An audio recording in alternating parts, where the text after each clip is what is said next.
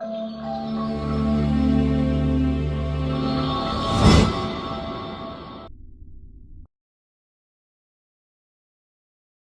à tous et bienvenue sur cette nouvelle vidéo. Aujourd'hui, je vais vous parler de la différence entre le procureur de la République et le procureur général.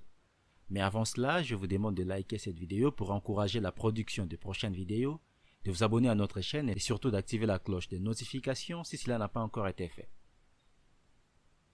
Alors sachez que beaucoup d'étudiants en droit ne maîtrisent pas cette différence, ou plutôt font la nuance entre ces deux notions, alors que ces deux dénominations ne désignent pas la même fonction. En France, la dénomination procureur de la République est donnée au magistrat qui dirige le service du parquet. Au pénal, il conduit l'action publique. Et au civil, il dispose d'un droit d'action et d'intervention pour la défense de l'ordre public. Le procureur général est le nom donné au chef du parquet d'une cour d'appel. Bien que leur situation dans la hiérarchie judiciaire soit très différente, le procureur général est aussi le mot désignant la fonction de chef du parquet de la Cour de cassation. En raison de la construction hiérarchique qui préside à l'organisation du ministère public, le procureur de la République d'un tribunal de grande instance est placé sous l'autorité du procureur général près de la cour d'appel de la circonscription judiciaire à laquelle appartient le tribunal auquel il est affecté.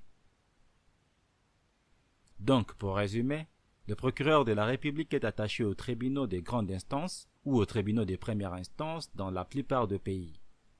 Et le procureur général est attaché à la cour d'appel. Pour aller plus loin, parole de procureur. Héritage de l'histoire, les procureurs sont souvent confinés par les médias dans les rôles de méchants. Ils sont de surcroît perçus comme étant aux ordres du pouvoir politique. La réalité est bien différente.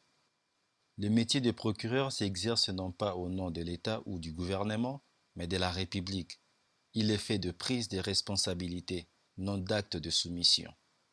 Son essence est d'être l'avocat de la nation, a déclaré Éric Morel, l'auteur de l'ouvrage, mais également procureur de la République à Pau après avoir été en poste auprès des tribunaux aussi stratégiques. Dans cet ouvrage, l'auteur nous montre que le procureur intervient dans toutes les affaires judiciaires qui défraient la chronique.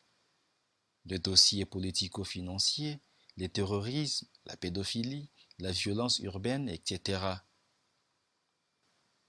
Vous pouvez lire également le procureur de la République.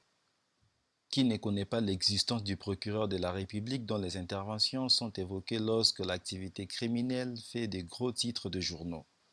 Pourtant, si chacun sait que le procureur dirige les enquêtes en flagrance avant de saisir un juge d'instruction, et que c'est également lui qui requiert devant les cours et tribunaux de lourdes peines de prison contre les auteurs de faits les plus graves, peu connaissent l'histoire et les attributions exactes de cet acteur essentiel de la scène judiciaire depuis près de 1000 ans. Vous trouverez le lien de ces deux ouvrages dans la description de la vidéo. Si vous avez aimé cette vidéo, n'hésitez pas de la liker et de la partager avec votre entourage. Abonnez-vous pour ne plus manquer nos prochaines vidéos.